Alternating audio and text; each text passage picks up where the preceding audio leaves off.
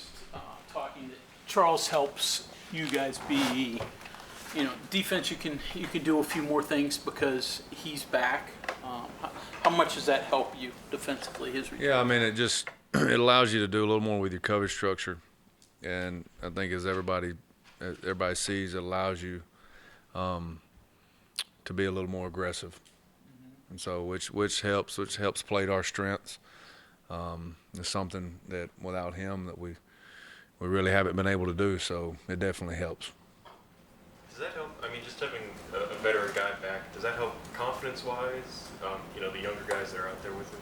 Oh yeah, I mean that's really kind of been the story of the year. You guys have heard me say this. Your best leaders are your best players, and guys respond to them. So having him back there with those guys, I mean, it doesn't hurt. How did he play Saturday? Played good. Played good. He had a few.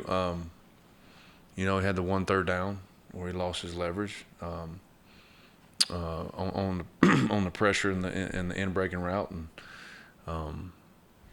if you'll tell me he'll make one mistake against who I think will probably be one of the first receivers taken in the NFL draft, I'll take that. So. Obvious matchup here with Hutchinson. That's a natural for Woods. I noticed the tight ends, they've been big in the past. Not as many catches, but they still use them the way they normally do, I guess. Yeah, I mean, they use them. They get you in some motions and shift situations to get the matchups favorable, and that's something they've done for a long time. I remember you talking about them spreading gaps. Do they still do that where you have more gaps because they spread them out with those tight ends? Yeah, I mean, they're creating the space that they need, whether it's in the run game or the pass game. Still do it both ways. Neil made it sound like there's kind of been a philosophical change on defense where he said instead of covering up weaknesses, you'd rather play to your strengths. Mm-hmm. Is that something you guys have? Yeah, I mean, it's Saturday's game was with getting Charles back allows you to do that. It's when you pressure a lot, you're going to play, not all the time, play man, but you're going to have to play some man. The adjustments are much easier on the secondary rather than a zone pressure scheme. So when you get him back for a full game, it allows you to do a little more of that, and then it creates some single matchups where our strength is, which is the front of our defense. The thing about Saturday is you had to, with any coaching staff in our league, you have to. Do you want to start the game with that philosophy, give them a chance to adjust, and then know what you're in, or do you want to try to hold and say and hey, this is what we're going to do as the game goes on, and see if they can adjust to it. And I think it was a little bit of both. So just having that one guy back was really the deciding factor on, hey, this is something that we think we can be able to do here. Dante Stills set the program record for TFLs. It wasn't a loss, but obviously he's been around a long time, winding down.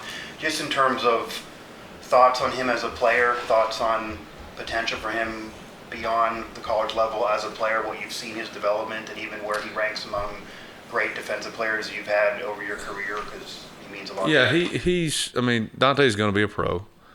He's a pro player. He's a pro, has a pro skill set, obviously. His time here is really just the growth in him, young player to old player, and how he plays the game. And I think that I never look at stats when it comes to that. I look at how you play, the position you're being asked to play. And so Dante has played more complete games this season as an interior defensive lineman, some on the edge, which he's good at both. I think his skill set in his future is he's going to be able to play more inside at that next level. But really him as a kid and a player is just the growth over the last 4 years. Something we've always talked about, playing within his fundamentals and his scheme, and then obviously using his size, his athleticism, his power, his speed. When he has such a unique combination of all of those things, that's what's going to give him the opportunity to to play at the next level. But he's, played a heck of a game Saturday. You go into this, when you look at Iowa State, and I know for years Campbell loves big outside receivers. He likes tight ends. I'm looking, I've got a number of guys that stand over 6 feet tall. They all weigh over 200 pounds, or at least a lot of them. How do you get your guys prepared for defending these bigger wide receivers that they run out there?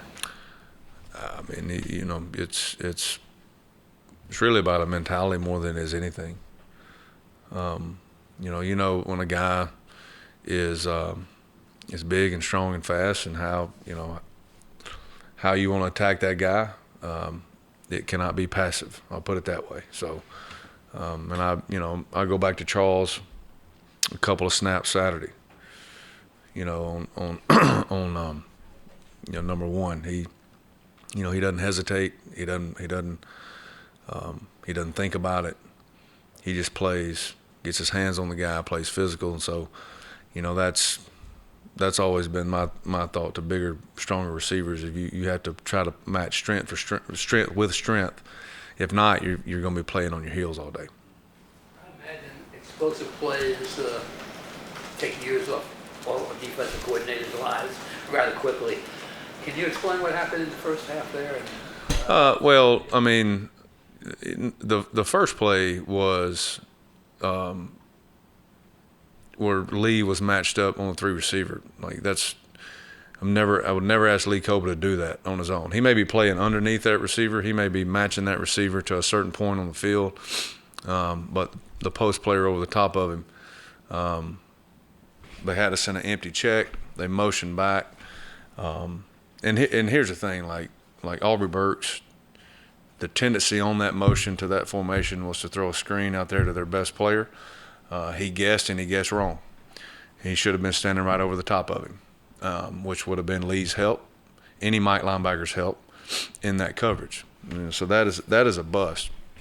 The other two, one was in a 2-minute situation, and the other was very simply a misalignment, which would not have been a critical error had he not been trying to defend the entire field with their run game in those 10 personnel sets. I've always made that equivalent to essentially basketball on grass. If you're in a zone, you rotate over to cover one thing, you're a little light somewhere else, and all it takes is one mistake to expose it. And they got us on 2 of those. And both of them were spread out formations, the inside run game, and both of them were misfit by, which is, that's part of it. It's good offense. And they got us. And the 2-minute one, that the coverage is not, you're trying to defend the situation as much as you are the offense. So, the coverage isn't great, but you can still get the play down. And when that happens, that's what we tell you. You got to get it down. And we had one misfit and one missed tackle. And that's all it caught. In that style of offense, that's all it takes for that play to be explosive. What do you do at Spear with all the injuries you have? Next guy up. Mm-hmm. Next guy up. I mean, you have to play. You have to play to the guys you have, and their strengths are what they are, and you have to try to play to that the best that you can. You don't move anybody new in there? I don't think so. Mm-hmm. About roughing, sort of the Swiss Army knife for the defense. You sort of seemingly play him everywhere. What you think of? Yeah, I mean, great play by that kid in a key situation. I thought the Wiley kid was one of the better tight ends I know up to this point that we have played. One of the better in our league, and did he have a catch? I don't think he had a catch. And that the one where they tried to target him, Ruffin made a heck of a play on the ball. The last one, I mean, everybody knows what we're playing for there, and they throw it up, and the kid catches it. I mean, they call them 50-50 balls for a reason. But Malachi does everything we ask him to do. Can play any position we ask him to play. And we'll play that position in the manner in which we ask him to play it. So that's a good way to put it. But he's thought he had a great game. You mentioned, I think, Woods, and the difference, though, between the first and second half, because I think you only gave up one explosive, that 57-yard pass that you got him down. What was different in the second half against TCU defensively? We just, we had our pressure package in mind of what we wanted to do. We pressured a lot more. We kind of had a bead on what they were trying to, with the exception of being in the 2-minute situation, the sudden change in the other one. I thought we had, their offense revolved around controlling the run game, and I think we let one of the counter plays that they run get out of there. Only one quarterback run that actually had a holding call come back, and the guy that was rocking back for that was the guy that they got the hold on. But other than that, I thought we had kind of got them out of what they wanted to do early, and so we just said, all right, hey, if they come back with the same way they ended the first half, this is kind of the plan. So made some adjustments, adjusted some things secondary wise, and kind of went with our pressure plan from that point. And that was really the only thing that was different, other than the goal line stand, and that was just our kids. I thought that was one of the better offensive lines we played up to that point. Every 3 of those snaps, that the line of scrimmage moved backwards. That was the difference in how our kids played. So it's really the tale of two halves, but we were really first half self-inflicted. Talked a lot about this season on reasonably evaluating the defense with being banged up, and then taking each game individually. If, say, Baylor, Texas Tech, they hang points, and everybody, you might give up some points, and that going in. Does the fact that Iowa State's kind of issue this year in their losing streak has been their offense, and they've kind of struggled offensively, does it allow you to evaluate this game differently and maybe expect that this could be a boom performance from your team? Or No, because Coach Campbell and them do a phenomenal job. They always have, no matter what the pieces are. They put some pressure on you in some different ways. And our thing is just worry about us. The things, our issues. I just said it with him. Our issues have been us, and we just got to focus on those and try to do, the best we can. Not really looking at it as hey, they've had their issues. That's irrelevant to this ball game.